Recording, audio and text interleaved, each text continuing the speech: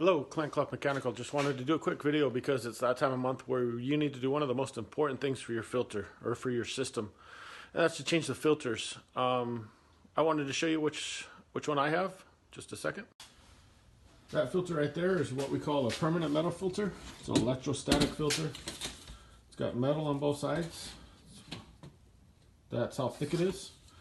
And it's got 7 layers inside, and it traps a lot of the stuff that type of filter, which is a pleated filter, or a paper filter, will not charge. It creates electrostatic charge, and it actually collects a lot more because it creates that electrostatic charge as the air goes across it, and it actually collects more particles.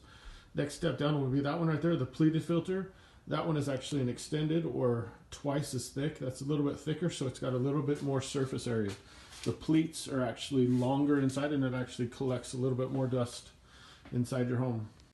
There's actually the one other filter, and that's the fiberglass filter, and that's to be changed out monthly.